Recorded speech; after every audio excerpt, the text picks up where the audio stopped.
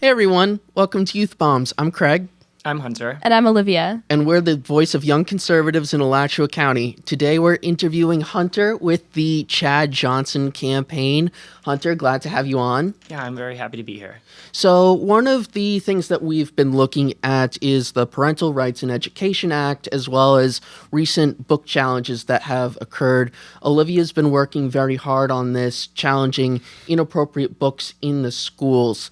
How does Chad feel about the Parental Rights in Education Act and material that's available to, say, kindergartners, first graders, etc.? Yeah, so I actually just had the experience of listening to one of the bill sponsors speak about it, and he really got into the background of what the bill is supposed to do. And so the bill is really supposed to bring the school back to the parents. It's supposed to really get your parents back involved in the school district.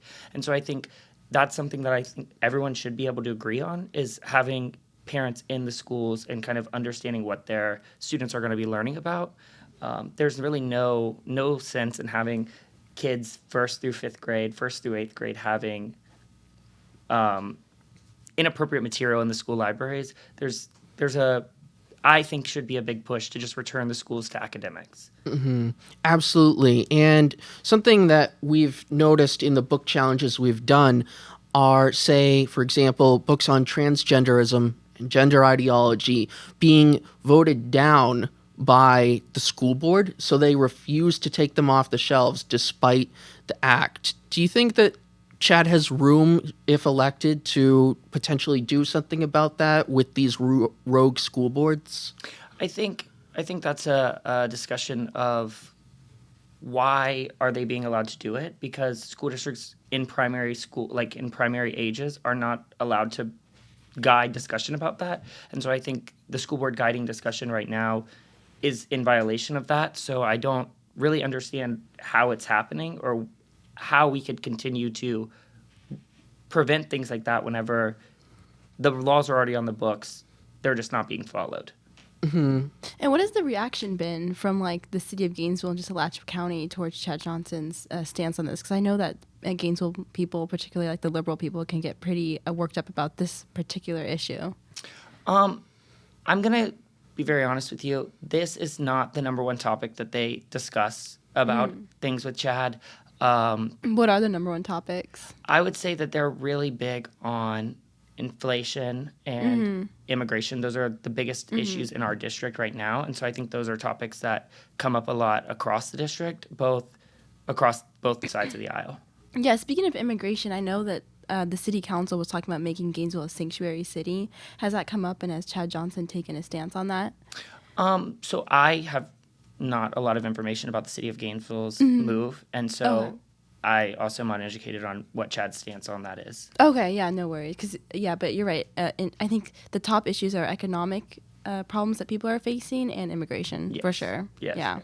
Absolutely. And we all know inflation is really crushing our generation, as well as the tax burden and other difficulties that make it hard to raise a family. We're more fortunate here in Florida, but certainly there's more work to do. How can Chad help our generation? Well, the number one thing is that in the Florida House, representatives get 7 bills per session, and one of Chad's first bills, if not the first bill, is going to be something that can reduce taxes and really investigate the cost of insurance and kind of reduce that, which would encourage our generation to be able to own homes and things like that. That's really cool. Yeah. Excellent. Yeah, because that's definitely, very crushing, very harmful to our generation in terms of the high cost of insurance and how much that is. But would this be, say, regarding insurance, a free market solution, or would it be more oriented towards the government taking some type of action on the insurance companies? So right now in Florida, if an insurance agency wants to increase their price, they have to go before a board to get that approved. And so I think that it should try to be free market, because I personally do not believe that government should really interfere with private business pricing. But I think that there should be some form of reform offered. I couldn't tell you today what that issue is. I don't think a lot of people could. I think that's kind of the situation that we're in. But I think that there should be some sort of push by the state government to kind of reduce the cost of insurance in totality. So he seems like he's focusing a lot on like economic issues and very practical issues. So what are the main reasons why someone should vote for Chad Johnson? So I think the number one reason that I personally would vote for Chad is he's a person that is going to be accountable to the voters. You could call Chad in his office pretty much any time during session or throughout the year, and you could really let your issues be known, and he could try to solve them for you in the best way. Nice, yeah. And what got you involved as an intern for Chad Johnson? And what have you been like doing part of your job and the campaign and all that? So I really liked the idea that Chad was super connected throughout the entire district. He was born and raised in Alachua County and now has raised his family for the past 30 years in Levy County. And so he has both aspects of the district down. He went to school in Gainesville, but then he also has lived out in the smaller areas in the district. Nice. And a lot of what I've been doing this election has been canvassing voters, really just talking to people on the ground. And I think that's been really awesome. And I think a lot more people should do that just because of the sheer amount of information and knowledge you gain from people just across the district. And how do young people like at UF or at Santa Fe get involved, like with your position? So I think that it's actually pretty easy to get involved. I think that there are, every election cycle, tons of internships that go out, they get published. And if you see somebody wearing like a shirt or a pin for a candidate and you think you could agree with them, definitely research the candidate. You don't want to get involved with something you don't believe in. But once you know that you believe in it, I think that the best course would just ask the person that is currently doing what you think would be cool, how they got involved and how they did it. Yeah, nice. I know I did that in 2022 for Cat K-Mic for some volunteer work. So, yeah. So, I was going to ask you, so you said that Chad Johnson grew up in Alachua County and in Levi, or lived in like Levi County as well. So he's like pretty well known and well respected within the Florida Republican Party, correct? I would say I respect him as a Florida Republican. Yeah, okay. I can't speak for everybody. I don't know. Yeah, but he's definitely like well known. Yes. He's been out there. Okay. Yes. Very good. And looking at his time in Alachua County and kind of understanding the county and its problems, what would you say Chad's main priority would be for our county in improving it? Well, I think we've seen some really great strides here with single-member districts because we've seen the voice of all Alachua County people kind of be given back to them.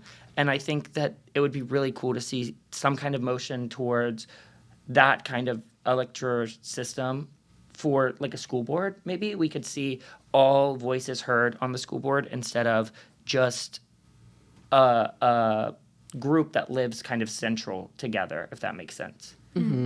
Understandable. And now Governor DeSantis, I believe, has 2 years left in his term. How would Chad like to work with the governor? I would say Chad is really optimistic about November 5th, and he looks forward to working with the entirety of the Republican Party.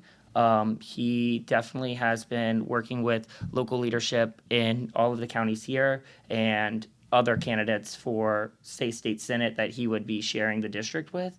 And so I think like those kinds of connections will help him kind of move towards working to the governor. And he definitely has experience with it as he was like the member of the county commission down in Levi County, right? Yes. He was on the Levy County Commission, and he was able to do a lot of great things for the community there. And I think that's really important for voters to remember that like he is a member of the smaller community. He's been there. He's fought for you guys on the local government side of things there, but also now he understands, or I guess not now, he's always understood the Alachua County side of things, being born and raised there. Yeah, but he'll be able to take that kind of government experience on how you kind of peeled the onion, but take that to the state house.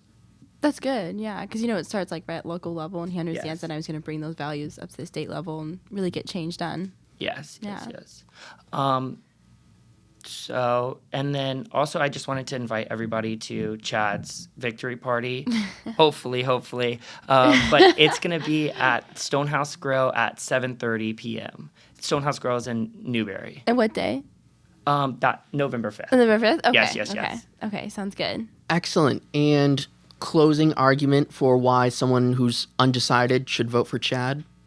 Well, I think that in this race, we have common sense on one side, and on the other side, we start to see a little bit of radicalism.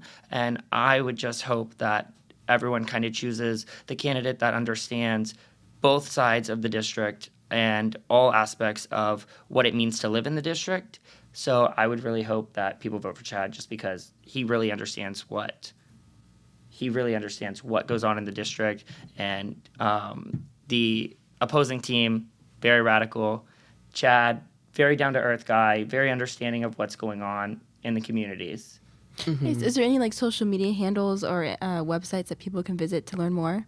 Yeah, so you could check out, I recommend the Facebook page. It's Chad Johnson for State Representative. He posts every Monday a Why Me Monday, and I really learned a lot about Chad through that process because he shares some really deeper understanding of why you should choose Chad throughout the campaign. So there's a ton of Why Me Mondays out there, and I think that those are super cool for the campaign and something that every voter should like kind of look for in a candidate.